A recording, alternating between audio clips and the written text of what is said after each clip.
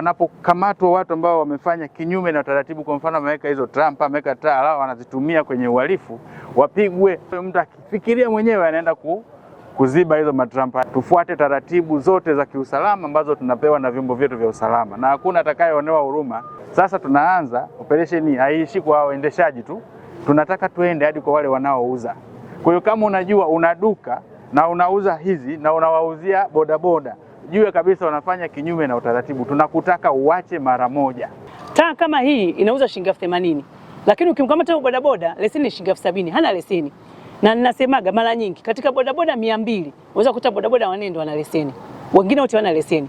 Hana leseni, amefunga taa gharama kama hii shilingi 80. Hizi zinauza shilingi 45, hii inauza shilingi 50, leseni shilingi 70 ya serikali. Kwa hiyo tunapoteza mapato ya serikali kukata leseni, tunakwenda kununua vitu ambavyo vinahatarisha maisha ya watu. Kazi inayofanywa na bodaboda ama waendesha pikipiki kama sehemu ya biashara kujiingizia kipato ni kazi halali na ambayo inaungwa mkono na serikali yetu. Na kwa msingi huo, wale wachache ambao wanafanya matendo maovu kinyume na taratibu wanasababisha sifa ama dhamira kuu ya kuachia bodaboda afanye biashara ionekane kwamba sasa ni haramu. Yaani wote wanajumuishwa kwenye kundi moja, jambo ambalo sio sawasawa. Sasa Mheshimiwa Mkuu wa Wilaya ametoa wito na amewashukuru sana viongozi wa bodaboda kwa kuunga mkono juhudi zinazofanywa na jeshi letu la polisi la kudhibiti uhalifu katikati ya mji wetu na ndani ya jiji letu la Arusha.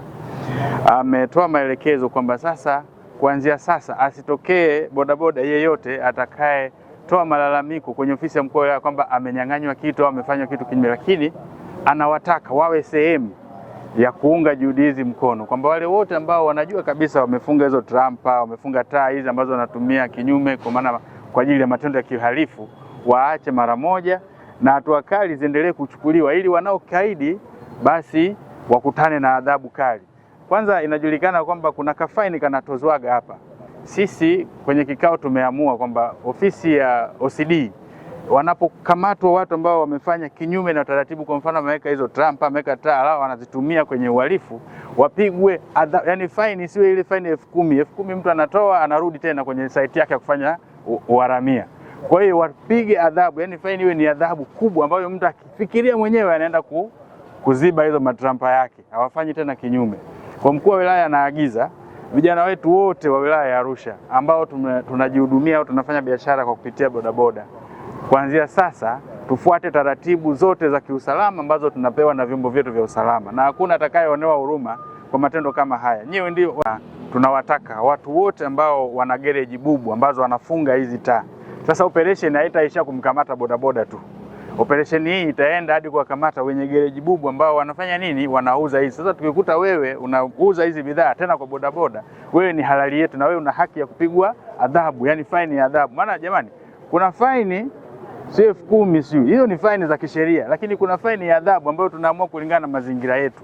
Sisi tunajua Arusha sasa hivi tunachotaka ni utulivu, tuna wageni wengi sana kila siku wanakuja, tuna maandalizi ya maugeni makubwa ya kitaifa, kuna bunge la dunia, kuna AFCON inakuja. Hatuwezi kuwa na mji au jiji ambao kila siku kuna rapsha tu, tunakimbizana tu. Sasa sisi tunafanya hiyo operation mapema ya kuhakikisha kwamba mambo haya yanaisha, ili wageni wote wanapokuja wasikutane na nini na mambo kama haya.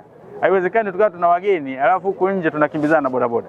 Sasa tunaanza operation hii, haiishi kwa waendeshaji tu, tunataka tuende hadi kwa wale wanaouza.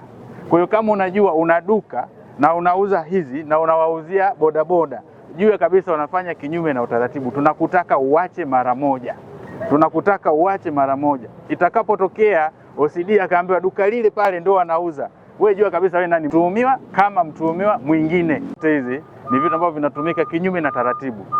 Hizi trampa zikipiga kelele, kuna wazee wanaumia, kuna watoto wanafariki, kwa mfano wale premature wale mnawajua. Hizi kelele zinazosababishwa na haya madude zinasababishia hatari ya maisha, wengine wanapoteza maisha na Watanzania wenyewe kwa wenyewe wanalalamika. Sasa sisi serikali hatuwezi kuunga mkono jambo hili. Ndio maana kwa kweli tulifarijika kuona wenzetu viongozi wa bodaboda wenyewe kwa kutumia katiba, sheria na taratibu zao wameamua kuunga mkono kwa kuwakamata wenyewe na kuwasalimisha kwa jeshi la polisi.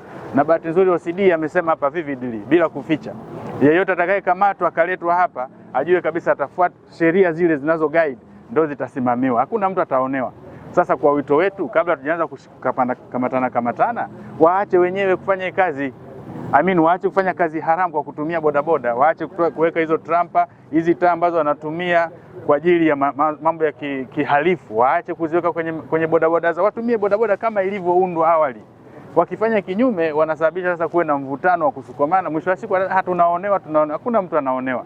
Kama wewe unafuata taratibu, una misingi yako ya taratibu mnazoziwekea kwenye ofisi yenu ya bodaboda ambazo zimewekwa na jeshi la polisi kwa ajili ya usalama, hakuna mtu atakukamata. Hakuna mtu kabisa atakaye kukamata. Kwa mimi niwaombe vijana wenzangu ambao wengi ndio tunafanya kazi hii, tujikite kwenye taratibu, kwenye sheria. Kwa majina naitwa ya SSP Georgina Matagi, ni OCD wilaya ya Arusha.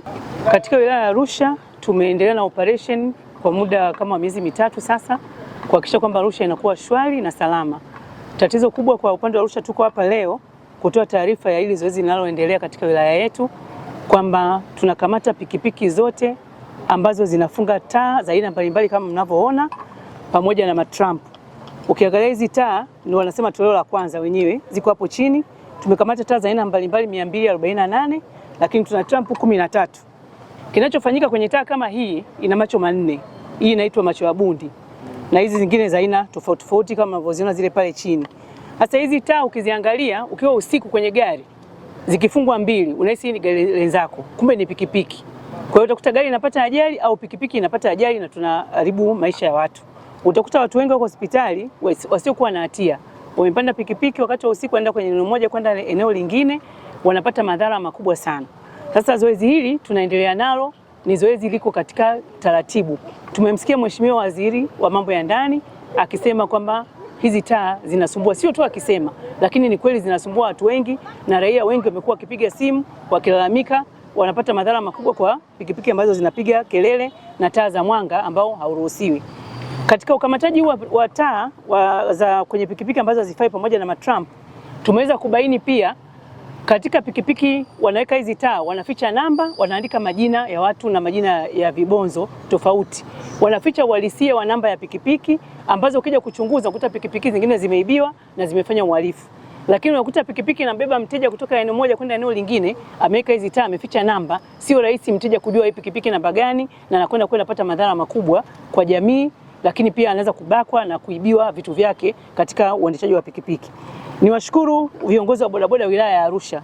Kwa pamoja tumeshirikiana nao na tuko nao pamoja, tumewapa maelekezo. Ukamataji wa pikipiki ni mgumu sana kwa jeshi la polisi, kwa maana ukisimamisha anakimbia. Lakini wao kwa wao rahisi kukamatana. Kwa hiyo tumeshirikiana nao kwa pamoja, wana sheria zao, wana taratibu zao, kwa mtu akikiuka kufanya yale ambayo wamekubaliana nayo, kuwa na taa, kuwa na pikipiki ambayo iko salama, haina matatizo yoyote, kama akienda kinyume wana faini zao ambazo wanalipa kwa control number kwao na taratibu wanapewa. Na tunayemkamata tumewaelekeza kwamba mkimkamata asiondoke na pikipiki mpaka atoe hivyo alivyoviweka, ndio mnavyoviona hapa. Lakini baada ya hapo alete vinavyostahili. Kama ameweka taa mbovu za namna hii, zinatolewa afu enda kuleta taa zinazohusika. Taa kama hii inauza shilingi 80,000. Lakini ukimkamata bodaboda leseni ni shilingi 70,000, hana leseni. Na ninasemaga mara nyingi katika bodaboda 200, unaweza kukuta bodaboda wanne ndio wana leseni. Wengine wote wana leseni. Hana leseni, amefunga taa gharama kama hii shilingi 80,000. Hizi zinauza shilingi 45,000. Hii inauza shilingi 50,000. Leseni shilingi 70,000 ya serikali. Kwa hiyo tunapoteza mapato ya serikali kukata leseni, tunakwenda kununua vitu ambavyo vinahatarisha maisha ya watu. Kwa hiyo tutaendelea kukamata, tutaendelea kufanya hiyo operation, na bodaboda viongozi naomba tuendelee kushirikiana kwa pamoja ili kuhakikisha kwamba tunakuwa salama Arusha na hakuna kelele kuwasumbua wananchi.